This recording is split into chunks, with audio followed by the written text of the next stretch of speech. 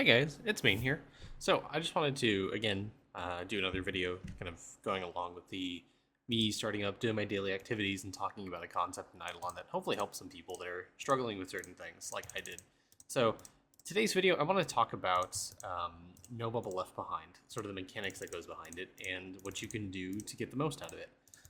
Similarly, this kind of concept applies to like no meal left behind as well, since I was introduced, but not stamps because that happens randomly. But no bubble left behind, kind of the way that works is it does exactly what it says. It takes it every single day at your daily reset. It'll set, or rather level up a bubble. I don't even know where it is. One of the early ones, right? Yeah, this one. No bubble left behind. Every 24 hours at your daily reset. That's what this doesn't say here. Your 3 lowest level alchemy bubbles get +1 level. So if you go to IE, I know Idleon Toolbox has this and it's better shown, but if you go to Toolbox, it'll tell you exactly which bubbles are going to get impacted by it. Kind of the way you can go about getting the most value out of it is either through if you print enough resources, you can just click on some bubbles here and there. But if not, you can use your atoms on specific bubbles that are going to get hit by no bubble left behind to force them out of rotation. So why is this useful? There are specific bubbles that are really, really good. You want them, they're practically impossible to get to a point where you can atom them without no bubble left behind. For example, Carpenter. Carpenter is a really important one.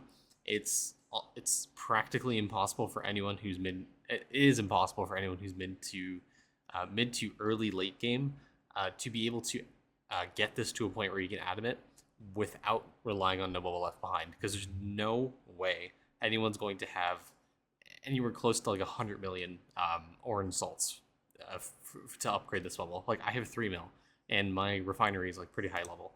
So that's something you can do is, say for example, it's going to hit Britley Spears.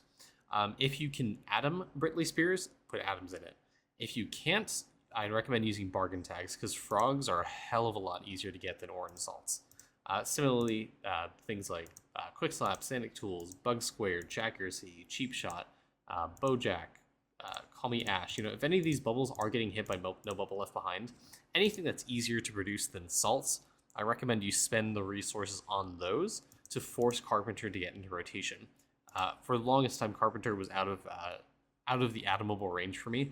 What I did was I just spent my resources on some of the bubbles. I think for me, I had things like All for Kill, Brustachio.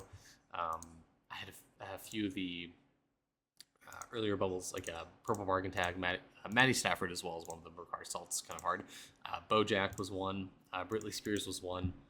Buff Boy Talent, Fast Boy Talent. I don't think Spark Boy was there. I think it was atoming at that point. Some of the Anvil resources are a lot easier to produce than salts. Yeah, there's a few bubbles that were inside my no bubble left behind range that I just either manually clicked with atoms. And again, I am advocating for what essentially hourly clicking, but without the hassle of doing it every single hour. If you print enough resources for things that can be printed, I recommend doing that and then clicking on the bubble like every 4 or 5 hours, because even if you get it up like 1, 2, 3 levels, that may be enough for it to get out of range of no bubble left behind and allow no bubble left behind to hit things like Carpenter or some of the other bubbles you may be trying to go for. I think in one of my recent videos, I talked a lot about kill per kill. This is another great bubble. Again, requires salts, and Big Game Hunter, maybe. Mr. Massacre is another great one. These both impact your kills per hour and help you push portals.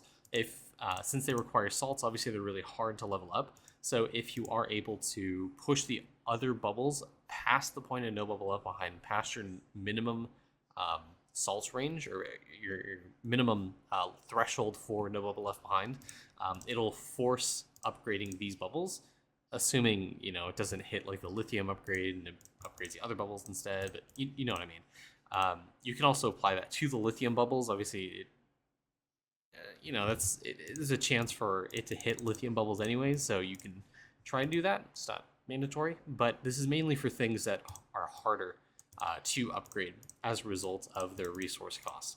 So if you're struggling early game with the anvil resources, that's one thing you can do. Mostly this is going to apply to the salt bubbles because they take a lot of resources to do, or even some of the spice bubbles, which, again, something I do want to talk about is Diamond Chef. Diamond Chef is a great, fantastic bubble. It is impacted by lithium, so not necessarily the first bubble. I think also, yeah, if I'm not mistaken, kill per kill also is lithium. Anyways, Diamond Chef itself needs to be hit by lithium for it to get upgraded to a point where you can add it, because it is one of the best bubbles in the game, because cooking provides a whole host of bonuses. Total damage, meal cooking speed is kind of recursive, but cash, more meal cooking speed, some base defense early game's nice, lower kitchen upgrade cost, pet fighting damage for pushing breeding, pet breeding odds always pretty good. If it goes to some of the later bubbles, more meal cooking speed, gold food's insane. More total damage, crop evo is really good, crop evo again, summoning exp, jade gain, all this stuff. There's a lot of meals that have some pretty insane bonuses, so Diamond Chef is one of the best bubbles to upgrade. If you get it to a point where you can add them, it's definitely one of the better ones to add them. It has breakpoints. Well, I mean, I don't recommend adding it to 2,000 before you stop. I recommend hitting like 3, 4, 500 and then moving on. Anyways, yeah, that's just one thing you can keep in the back of your mind if you're trying to upgrade. I didn't mean to splice that. Oh well. If you're trying to upgrade certain bubbles in alchemy, and you just don't have the resources to do it, absolutely try to do that. No Bubble Left Behind is kind of your best friend for trying to push specific bubbles past a point where you can add them, past to the point where you can add them. So definitely try to do that. If you print enough resources, obviously I recommend trying to click on the bubbles, because that way you don't have to spend your atoms, and you can use your atoms on more impactful things like anything anything skilling specific. If you want to focus on damage, you can focus on like Mage's Best, Severe Purple, or some of the damage bubbles. Yeah, just some key things for you to look out for. I saw a lot of people commenting in the previous video that they're struggling getting Carpenter or Kill per Kill or Mr. Massacre up to a point where you can add them. So I definitely recommend trying to do that. I'm trying to think of anything else I can cram in the video that's topical. I guess No Meal Left Behind is something I can talk about as well. I'll get to that when I talk about my Blood Berserker. But No Meal Left Behind, it works in the same way that No Bubble Left Behind does, where it hits the lowest level meal that you have. I do recommend you use Toolbox for this, or IE, because the cooking interface isn't really that good and doesn't show you what your lowest bubble is. Also, I have a lot of maple logs here. Jesus, I can double hourly click something that's maple? The fuck takes maple logs? Sure. Sounds good to me. Yeah, so you can apply the same logic to No Meal Left Behind. In fact, I highly recommend you do that, because that means your daily reset's going to be even more impactful. So I highly recommend trying to do that. So going to cooking here. Obviously, the harder things to upgrade are going to be better to be hit by No Meal Left Behind. So some of these right here from World 6 are fantastic candidates for it. I would obviously try to, the best way you can do it is just go down the line, use a lot of ladles in order, and try to upgrade your meals to make sure that they're not the lowest level, and make sure they're trying to hit some of the later meals here. So Nyan Burger, plump cakes, yummy peach rings. Ideally you wanted to hit one of those three, because they are obviously the hardest of them to upgrade. You can kind of make some case for you want Burn Marshmallow instead to get hit by it, because it's meal cooking speed, which means you can get the other meals up to past the No Meal Left Behind range, but the same concept applies. So if you're out there struggling with anything resource related or cooking even, and you have No Meal Left Behind either through Jade Emporium or that little pack, highly recommend trying to upgrade your meals past the point where they can be hit by it and force the other meals to get hit by it.